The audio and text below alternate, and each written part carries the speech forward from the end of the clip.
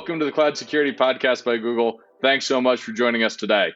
Your hosts here are myself, Timothy Peacock, the product manager for threat detection here in Google Cloud, and Anton Chuvakin, a reformed analyst and member of the cloud security team here at Google.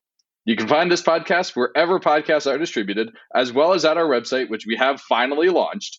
It's at cloud.withgoogle.com/cloudsecurity/podcast. If you like our content, please consider hitting that subscribe button on your podcasting platform of choice or on our website. You can follow the show and argue with your hosts on Twitter as well, twitter.com/thecloudsecpodcast. So, Anton, we've got a super fun episode today. We have 3 guests in 2 segments talking about reCAPTCHA, which I think our guests are going to learn is not just clicking on the fire hydrants anymore. Indeed, and this is our first episode where we combine 2 mini episodes. So please let us know in comments or however you want to let us know whether it worked out okay or not, because we usually have one guest or a set of guests for the duration, but this time we are doing the whole 2 little mini episodes in one combined by the same topic, fighting bots and reCAPTCHA. I love the topic of fighting bots because I got my start in the security industry at one of the leading bot companies, which is now part of another company, but it's super fun to get back to this. And I loved hearing both of our guests use the phrase credential stuffing because we invented that when I was at Shape. Yes, and here's the funny one. I was the first analyst who Shape mentioned this number to, presumably, at least that's the version of the story I've heard. And I was the first to call them on it and said, what is this? There's no such term. And I think somebody from Shape told me, you know what? We invented the term and we kept telling it to people and nobody questioned us. And you're questioning us. You must be good. And I said, yeah, well, I am. That's right. It was Shuman Gosmajumder, who gives you the award every time. But it was Summit, one of the founders, who actually invented the term. And the term is now a standard term. I mean, it's not as widespread as, EDR, but it's definitely something that people know, other vendors mentioned in their materials and slides, web pages. So it's kind of an industry term at this point. Yeah. The company has a credit to inventing the term that stuck in the industry, which is kind of a big honor. So with that, I want to introduce today's guest. His name is Sparky Toews. He is a product manager for Adobe Identity. Thank you so much for joining us today. Thank you. Let's start off with an untraditionally softball question for the show. Just tell us, what are you currently working on at Adobe? So I spend my time helping keep users safe and secure. I've held various positions in identity, privacy, and compliance, done some AI bot work, but my biggest focus over the last more than a decade at both Microsoft and Adobe has been on identity systems, and in particular focusing on securing accounts, keeping their data secure. As part of that, I've done a lot of work with passwordless MFA and risk scenarios. And also at Adobe, I own a lot of our platform APIs and developer experiences. These are sort of composable building blocks that can be a great force multiplier, but it's really key that they are secure by default. The secure by default is one of the things I love about working on cloud and helping people move towards that. Definitely. So when I hear identity, I typically would think of human hackers who are trying to impersonate, take over accounts. But we wanted to touch on bots. Presumably, that's the other side of the threat. So could you give us a bit of a threat assessment, perhaps, of how you see the bot threats? Sure. Well, human attackers use bots, and they use them as a force multiplier. If I have your username and your password, or I'm targeting you, there's a set of steps I might do. But realistically, credential stuffing is by far the most common form of account takeover. It's not nearly as effective as some of those more targeted attacks, but it's cheap and it's easy to do. What is credential stuffing? Because I don't know if everybody knows that term yet. Credential stuffing is where an attacker has gotten a hold of a list of usernames and passwords, usually from a breach. They're very easy to get. There are literally downloadable files of millions, if not billions of these that you can get for free on the dark web. And then they start spraying them against all sorts of different sites. Unfortunately, humans generally reuse passwords unless you're using a password manager. And as a result, if I get timothy@gmail.com and some password, if I go and try that against hundreds, maybe even thousands of different websites, there's a fairly good probability that at least some of them are going to come back and let me log in and get access to your account. Bots are the number one force multiplier. Most attackers don't sit there and try 1,000 sites, but if you've got the right script, you can try all 1,000 with the click of a mouse. Were you about to use the word combo list in there? Yes. Yeah. I have the combo list here on my computer, and a common refrain I tell people when I'm giving, for instance, internal security talks is, I likely have your password on my computer. I'm sure you have mine. Realistically, unless you're using a password manager, I probably do. I have 1 billion passwords on my computer. Well, if Hunter 2 is in the list, you got mine. Gotcha. Okay, I'll be right back. I need to really quickly go try a few websites with that. So this is an interesting problem, right? We've got these users out there that are being victimized by breaches on other websites, bad guys using force multiplication at scale, and you've got to secure your user accounts on your website. So how do you think about that problem in the context of Adobe, and what's the best practice for securing the user experience without people's lives becoming miserable? Well, account security is a very multi-layered approach. There's no one thing that really solves this problem holistically. The biggest thing you can do is multi-factor authentication or passwordless. It is the gold standard for keeping accounts secure.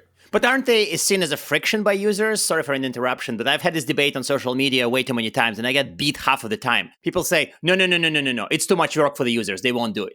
It is too much work for the users. And this is something that in the enterprise setting, admins can enforce it. They can make you do it. In the consumer settings, across the industry, I've seen quotes as high as 2% of users will opt in to MFA. And often I see reported values of 1% or lower opt into MFA. Whoa. I, as a security professional, am horrified by that. When you don't have MFA on, you're protected by a password, and passwords alone suck.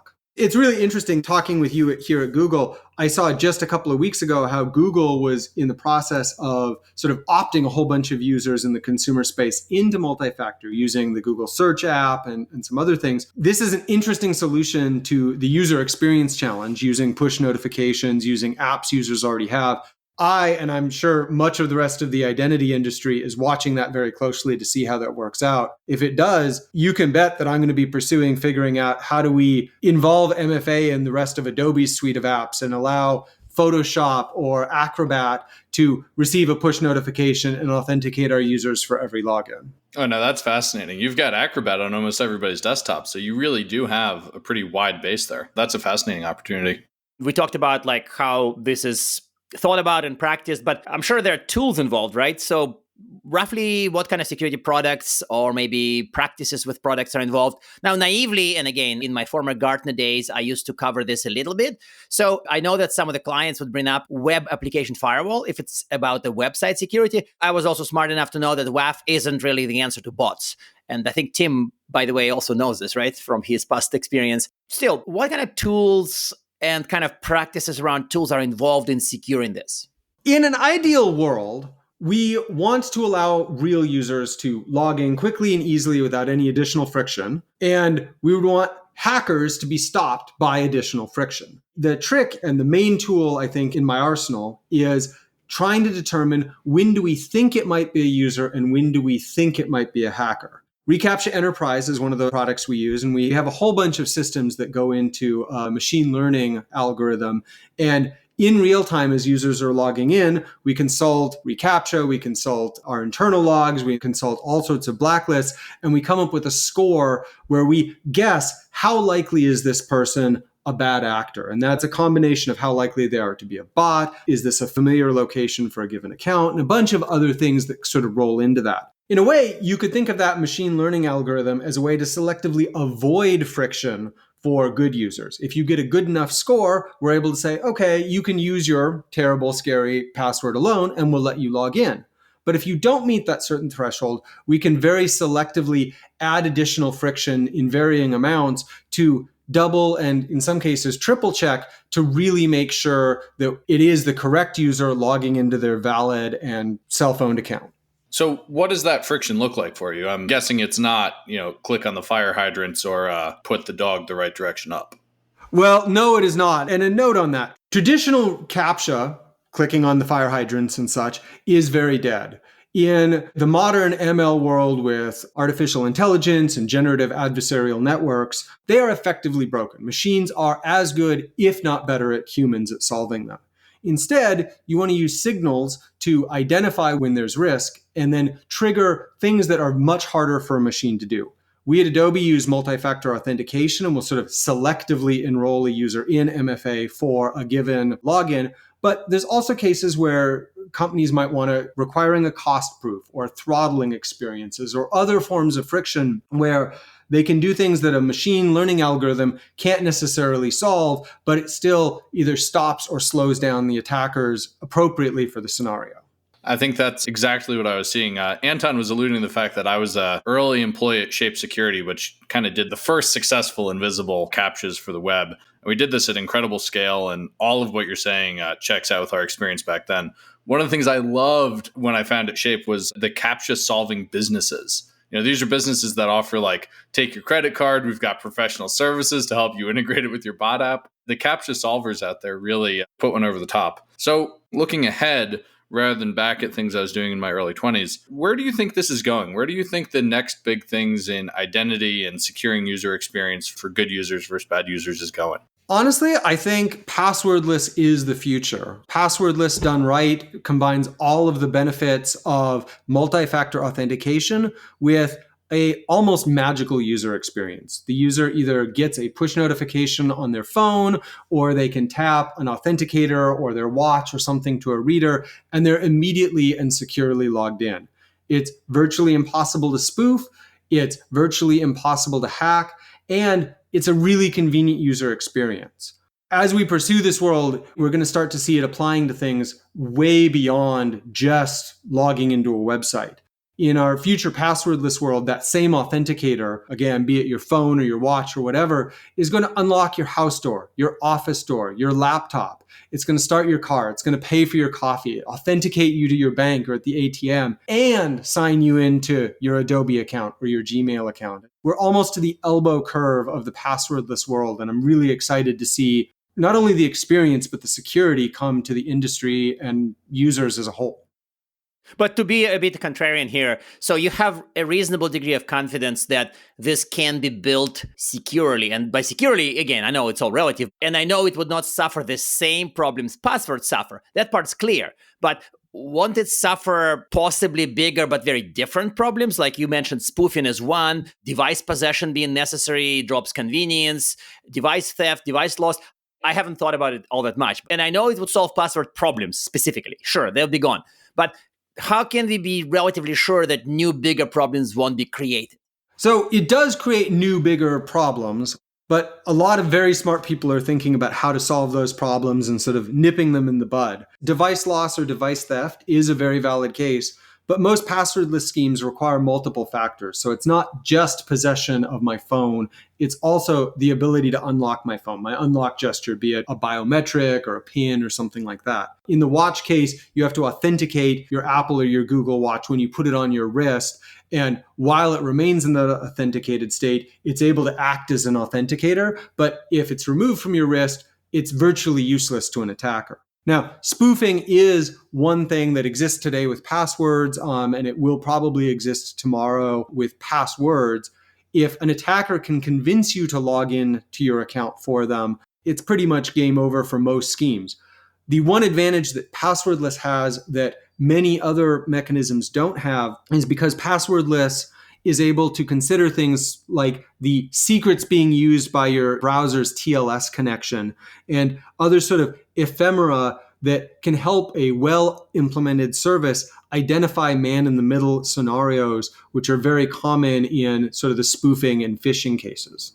I like the move towards possession being 9/10 of the law when it comes to logging in. And Anton, to the question of well, what about devices getting stolen and rubber hose attacks? Yeah, sure, but that's so much less common. Yeah, for sure. But I'm not thinking about a threat. I'm thinking about you lose a device, you cannot log in. With passwords there in your mind, you can log in without having anything in your possession. So it's a convenience I'm worried about, not the security in this particular case. It is a convenience, but I want to turn that around into a security argument. The challenge with something like a password is you don't know when it's been stolen.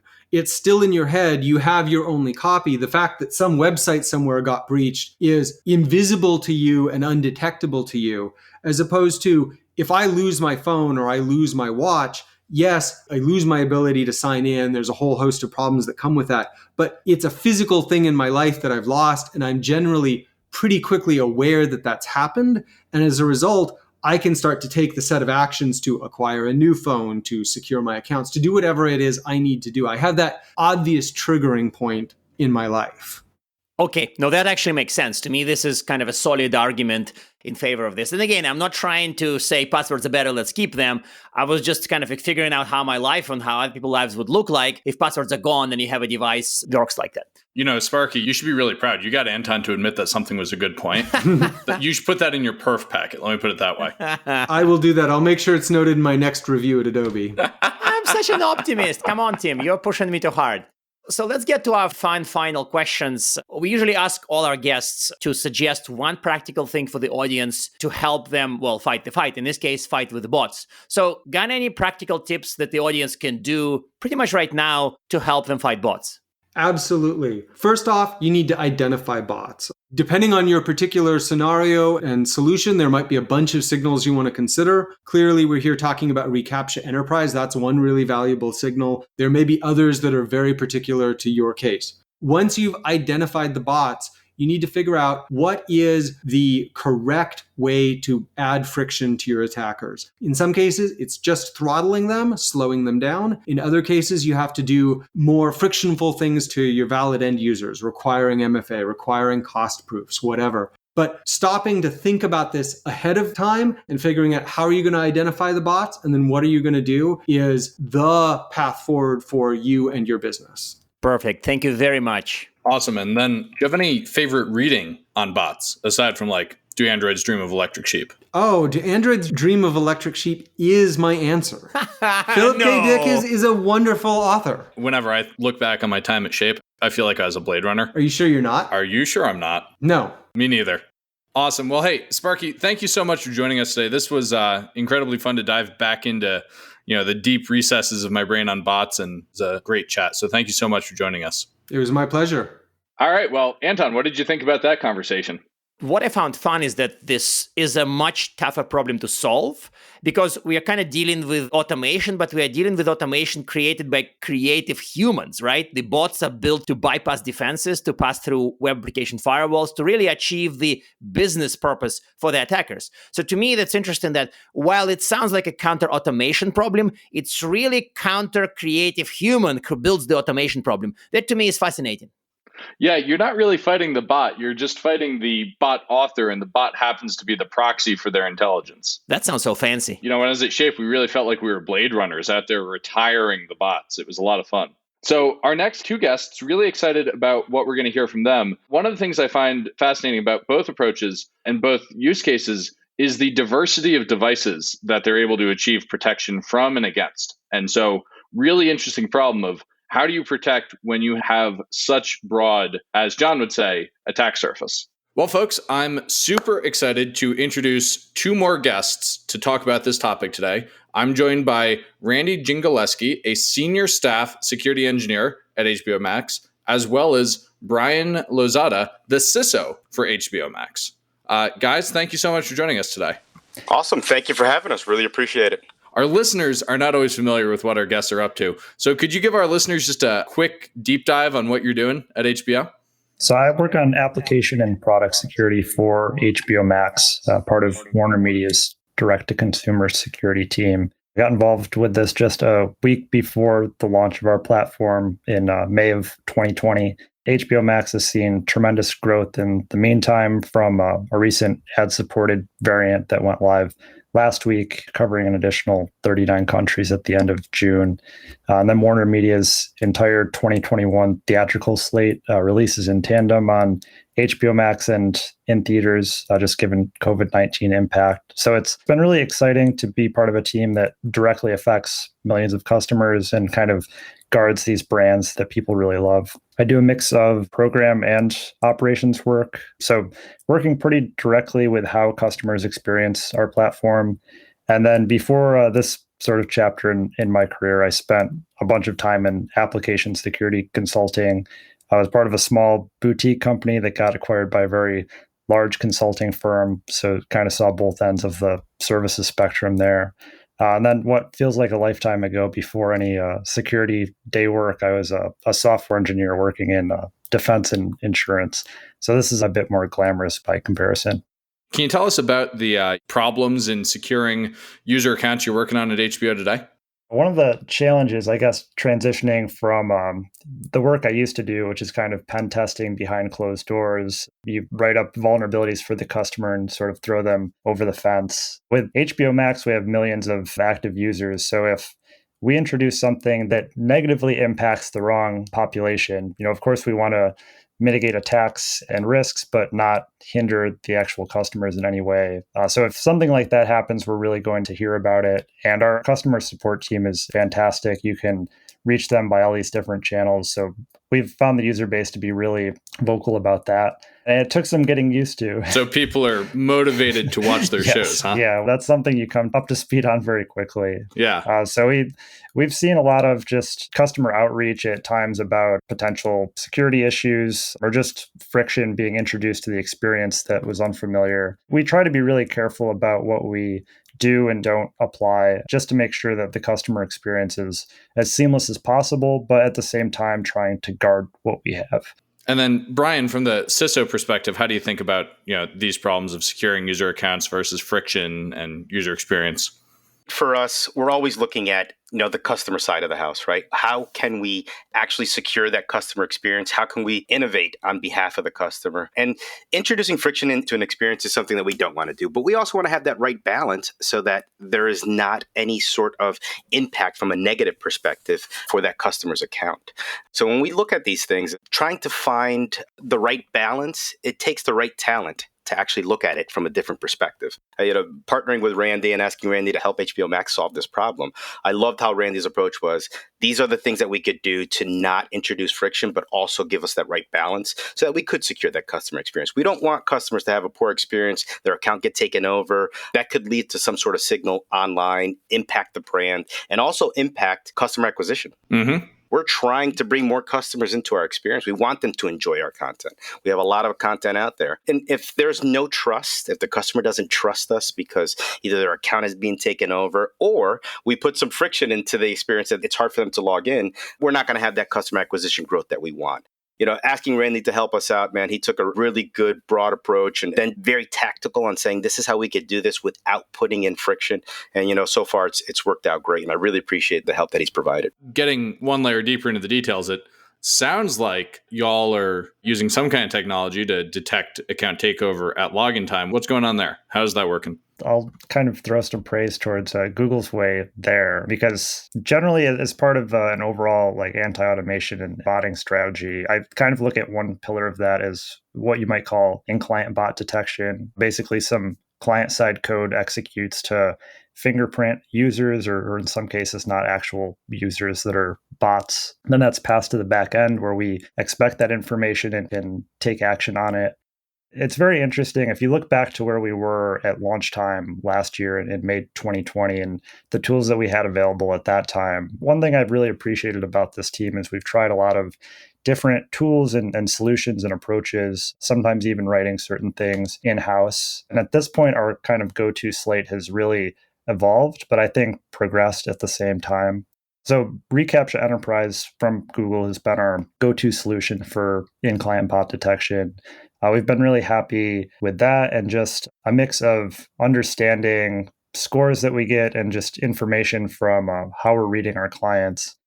One of the challenges, but also exciting parts of HBO Max is that we support such a wide range of devices. So if we purely had a web application, it would be a little easier to do certain things. But we have support for various smart TVs and then Android and iOS, not just phones, but also tablets and smart TVs, all sorts of different devices. So being able to roll reCAPTCHA Enterprise out, we've taken what I'd imagine is one of the more complex overall implementation strategies.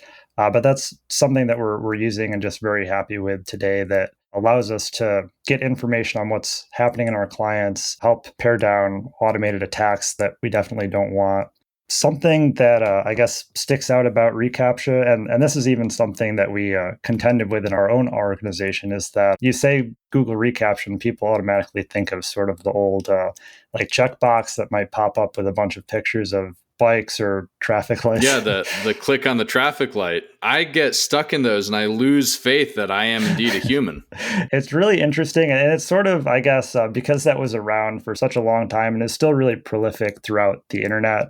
One thing that we really had to kind of go on a social campaign about within our org when we wanted to try out reCAPTCHA initially is just that we're able to do it in an invisible mode. So, our actual customers don't see reCAPTCHA in action. I suppose you could look really hard and use the JavaScript like developer tool to see that it's there. But at this point, it's really a seamless experience. The client passes information that we derive from reCAPTCHA to the backend, and we have logging and can take other actions at that point. So I think a mix of just being invisible and seamless, but also something that we can depend on. But of course, we still get those questions about whether users have to click pictures at any point in our experience, which they really don't. I kind of chalk that up to a combination of just the accuracy of Google's product, but also a combination of, we just did a lot of analysis before we ever started actioning any traffic based on these scores. So we have tons of other logs throughout the experience. And initially, we did a lot of work monitoring only with reCAPTCHA. We sort of took that data and said, okay, how can we verify who was labeled as bad and who was labeled as good, and sort of establish what thresholds we want to take further action on.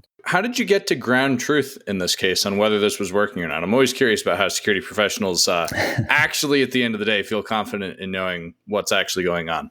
It's definitely a challenge with just a platform that's as wide-ranging as ours, but I kind of could simplify it as getting very familiar with logs. And I think this is sort of something I initially did for this reCAPTCHA analysis when we were just verifying and sort of presenting to other teams that, this is what we wanted to move forward with, and this is why we were confident in the data. Essentially, what we did was we took samples from each of the different score tiers that are provided by reCAPTCHA. You have kind of your lowest confidence that someone's a human to your highest confidence. And we sampled just different sessions that had been labeled in each of these categories. We went to all the other logs we have. So it's kind of a combination of our WAF logs, our web application firewall. You can see all the HTTP traffic going through. And then even before this, just as part of a team that does operations work, you kind of get used to staring into the abyss and making sense of WAF logs as far as what's going on. Staring into the abyss. We try in this podcast to be encouraging to people who might want to get into the industry. I'm not sure staring into the abyss is... It might be a little more akin to The Matrix being a Warner Media property. There's at least one character on there who can kind of stare at the Matrix text flowing by and make sense of it. So maybe that's a more positive spin. I think that was Tank. Yeah. I'm picturing you sitting there like Tank with, all the screens now. Looking into the future and hopefully not into a Matrix-like future, where do you two see the problem of protecting user accounts against bots going? Because I used to work in this world and it really felt like we were headed towards a Blade Runner universe, which I don't know if that's one of your properties or not, but that's where I saw it going. Where do you two see it going? I kind of see maybe a natural evolution of what we've started to see even with reCAPTCHA, just very positive. Like if you look at the old experience of clicking around on pictures to, moving towards an invisible product today. And then one thing that we've really found a lot of value with in reCAPTCHA Enterprise is not only the out-of-the-box model being fairly accurate, but just that we're provided the capability to annotate and tune our model once we lift it to enterprise. So I kind of see that like one part of the experience, just taking a temperature check, if you will, on user sessions as they're going through the experience and completing different actions that are prone to fraud or attack or even, misuse. I think the obvious example is kind of logins and credential stuffing. But what's just been exotic about HBO Max is we have other parts of the application where we might be taking some unorthodox payment methods as we expand globally. We also have promo codes, and you've even seen some of them appear like in new video games and whatnot. So like even promo code fraud is a potential attack avenue. Exercising these invisible tools in different actions that are prone to fraud, that's kind of one thing that we're starting to do now and just trying to roll out completely throughout the platform. But I see us eventually evolving to a spot where If you think about what we do manually today, it's kind of beyond just the basic actioning and automatic things that we do when we get information from the user. You also have just more complex cases where you consider like an entire session and see like, okay, somebody went from completing this action at this time and then they went over here. It's really interesting because as like a human analyst, we sort of get a feel for what's genuine and what's not. Just from looking at so many different user sessions, you can see if somebody boots up the app, they're searching for something to watch, and then there might be a manifest of something before it starts playing and pulling from the CDN. I kind of see that manual work maybe moving more towards automation in the future. It might be some sort of machine learning magic thing that's a little over my head at this time, but I think that would be really cool. If you've listened to an episode of the podcast before, you'll know that Anton and I both see machine learning as very far from magic, at least today. Brian, where do you see this stuff going in the future? From a bot perspective, look, threat actors, they are innovating just like we are, right? So they're trying to use this tool to say, how can I exploit the experience? They're looking at our protections. I mean, they know this. They know what we're doing. So they're going to try to cater those attacks or customize those attacks using bots. So few key things that I think, just to piggyback on what Randy said, is like looking at the entire user journey or that experience. What other areas of that experience, from logging in to selecting content to actually delivering that content, could be susceptible to a bot, and how we can give visibility so that we could counter that. I think we're going there. We're definitely going there, but threat actors look at that. There's a threat modeling piece to all this. Oh, absolutely. 1,000%. It's not just throw the tool out on the website. It's figure out what I really need to protect. Figure out where you really need to protect. And again, where friction should be introduced versus where it shouldn't be introduced, right? The invisibility piece is incredibly huge for a consumer-facing product. Like Randy said, we had to go on that social campaign to kind of like get it across, certain folks' threshold of friction. And, we used our powers of persuasion, we waterboarded them and stuff like that. Just joking, right? But we used our powers of persuasion of actually showing them data, how this is actually going to work. Continuing to do that throughout the experience and saying, this is where we want to introduce the right amount of friction or put some sort of visibility and tools is going to be very crucial for us to continue to counter these bot attacks. Threat actors are creative. They are innovators as well, right? So we need to look at this in that lens of this is not a set it and forget it. Threat modeling is a constant focus. As we improve the experience, as we continue to innovate on the experience to offer the content out to the world, as security practitioners, we need to look at that and say, where can we, facilitate the protection of that experience without introducing, friction that's not going to allow customers to come in. So I still see a lot more creativity and innovation happening in this space on both sides, both the threat actor side and both on the security practitioner side as well. Totally. I used to work in this space, and watching the bad guys innovate against our defenses was fun. Honestly, like it really felt like we were the cat and the mouse for real. And, with these attacks, they're so often economically motivated. A lot of stuff driving them. I agree with you. Like you're going hand to hand with a threat actor, and it is fun. It also keeps you constantly thinking of ways to counter that as well. So it keeps you innovating. It keeps you thinking creatively, thinking out of the box, and how we could use our partners and tools to facilitate that security experience for our customers. Well, Brian, Randy, this was a ton of fun today. Thank you so much for joining us here on the Cloud Security Podcast by Google. Really appreciate your time and your thoughts on all of the things reCAPTCHA. Awesome. Thanks, Tim. Thank you for having us. Appreciate it. And now we are at time. Thank you very much for listening and for subscribing. You can find this podcast at Google Podcasts or wherever you get the podcasts. Also, you can now find it at our website. Hear it? We have a website. cloud.withgoogle.com/cloudsecurity/podcast. Please subscribe so you don't miss fun episodes in the future. You can also follow us on Twitter, twitter.com/cloudsecpodcast, Twitter/Anton_Chuvakin, and Twitter/_Tim Peacock. Tweet at us, email us, argue with us, and if you like or hate what we hear, we can invite you to the next episode. See you on the next Cloud Security Podcast episode.